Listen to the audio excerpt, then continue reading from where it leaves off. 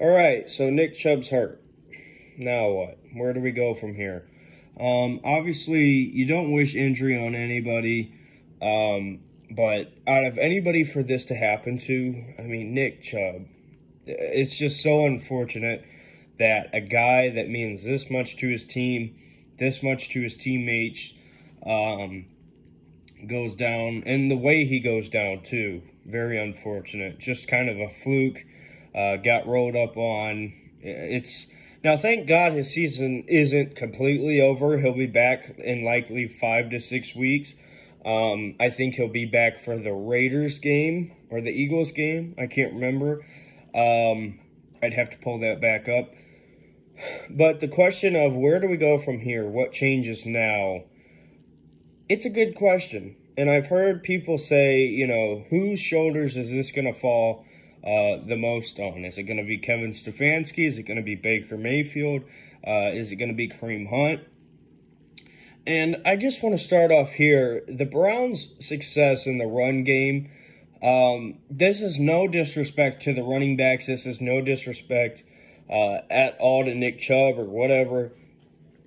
But that offensive line is not going to get talked about by the media. It's not going to get talked about, in the newspapers. Who even reads newspapers? That was stupid. The big talking heads, you're not going to talk about the offensive line. They are absolutely blowing people off the ball. And this is the best run-blocking offensive line in the NFL. I don't care what the numbers say. I don't care what your argument is. This team is consistently blowing people off the ball, creating huge holes. And not only that, in the Dallas game, they were blowing people off the ball, blocking for D'Ernest Johnson, blocking for Dontrell Hilliard. It's not like they're just putting all this effort in for Chubb and for Hunt. They're doing this across the board. So that doesn't mean that Chubb is not talented. That's not what I'm saying. But I'm saying this run-blocking offensive line, or did I say that right? The offensive line's run-blocking, there we go, is so good that, yes, Chubb is going to leave a big hole, but I do think there are ways that they can kind of fill, or at least temporarily, fill that hole that Chubb is leaving behind.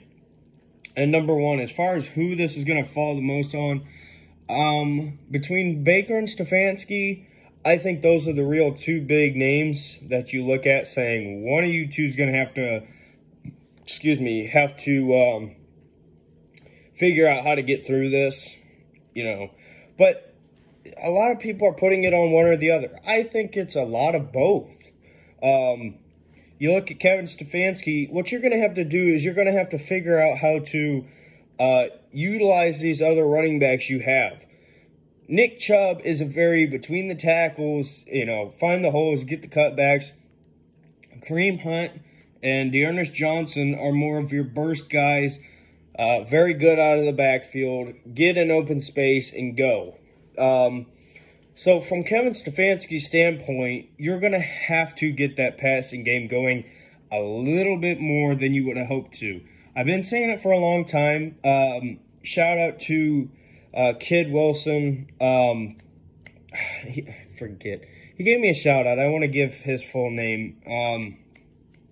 If I can remember, I'll put it in the link in the description. Kid Wilson 33. That's his name. Go check him out. He does Browns videos and some other stuff.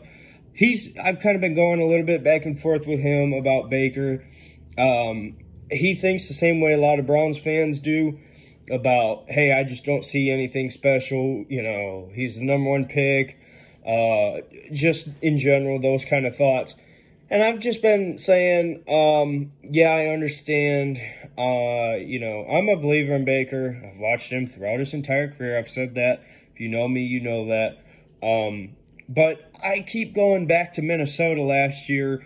If you look at Kirk Cousins and you look at Baker Mayfield, just from the stats, look, how many times they're passing, what the completion percentage is, touchdowns, yards, they are very, very, very similar. And Baker's actually a little bit ahead of Kirk Cousins when I knew English. Baker's actually a little bit more ahead of Kirk Cousins at this point with the first 4 games. And what you've seen throughout the year last year with Kirk Cousins, it got more and more and more and more involved. It was developing in that system. Baker, I believe, you're starting to see him develop more in that system, but he's still leaving plays that he should absolutely have on the field. I mean, that throw to Beckham, that was a bust that game open. Touchdown, Beckham. Hard coming back from that if you're Dallas. And he just threw a terrible ball. But with that being said, he's also thrown some really great balls that not a whole lot of NFL quarterbacks could make. If I were to grade him B minus, what they're doing with him right now is putting him in a more game management type of role, not putting it all on his shoulders, trying to get him developed in this system. With Chubb going out, you're not going to have that much of a luxury anymore. You're going to have to bring him along much quicker than you planned on doing. So for Kevin Stefanski, I don't know how you're going to do it. I'm not going to tell you how to do it. You're going to have to figure it out, whether if it be taking more deep shots. And that's what I really think is missing. I think if you look at Baker's numbers, I can't remember I think he threw like 30 times in the Cowboys game. I think it was, what was it? No, it was 19 of 30, 165 yards, 2 touchdowns, no interceptions, I want to say. You're going to have to take more deep shots because everything he's throwing right now is just the underneath stuff, kind of the midfield, 10, 15, 20 yards. They're going to have to start taking some deeper shots because you're going to have to start throwing defenses, off of their game plan. And because, if I was a defensive coordinator going against the Browns, it's simple. You stack the box, find ways to slow down that run game, and you contain on the edge, force Mayfield to stay in the pocket and beat you throwing. It's that simple. And sure, that's scary to say if you're a Browns fan. Oh my gosh, that's all you have to do to beat us. It's not really that easy, you know what I mean? Because Kevin Stefanski has absolutely proven that he can get the job done as far as the offense. And he's doing a tremendous job as a whole, being head coach so far. But he's going to have to really adapt, and he's going to have to trust Baker, and Baker's going to have to trust himself. So much of his issues, like I said, they're not in his talent. I don't think his talent's the problem. I think it's all in his head. That throw to Beckham, I keep saying it, but rookie Baker, that would have been right there. He just keeps second-guessing himself. And you can see that in his post-game press conferences. He's acting like he's throwing about 5 picks a game, and it's not that he's been playing great. He's really not. He's just been good, solid, whatever.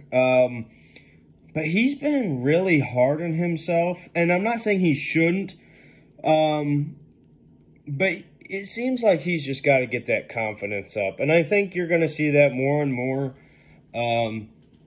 But they are going to have to move him along a lot quicker with Chubb going out. Because like I said, Kareem Hunt, great. I love Kareem Hunt. Kareem Hunt's a #1 running back. We have him as a #2. That's a luxury.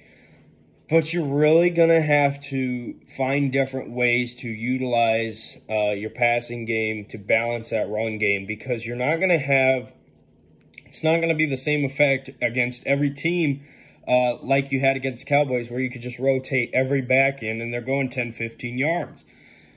So I'm very excited to see this Colts game. The Colts are very good across the board defensively. It's a great tune-up game heading into Pittsburgh. And honestly, I think the Browns should win this game against the Colts. But what I'm paying attention to is, Stefanski, what are you going to do to minimize the hole that Chubb's leaving? That's what I really want to see.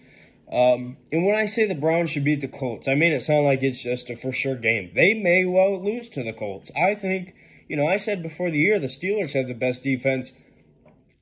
The Steelers have the best defense as far as players, but they're not playing like it. I would say the Colts are playing like they have the best defense, honestly. And, the Browns' offense is their strength. We know this. If we can win this game and look good doing it, move the ball against their defense, contain Phillip Rivers, which really isn't hard at this point in his career, I'm going to be pretty happy heading into Pittsburgh. And I think the Browns have a shot there. Now, the coach says this all the time. It's really game by game with this team. You're still trying to figure out what you are, who you are. And now with this absence of Nick Chubb, Kevin Stefanski's really going to get tested. Now, he's obviously been tested a lot already with what's going on in the world right now. But, boy, oh boy, is it going to be quite the test going forward. I can't wait to see it. I believe in Kevin Stefanski to get the job done.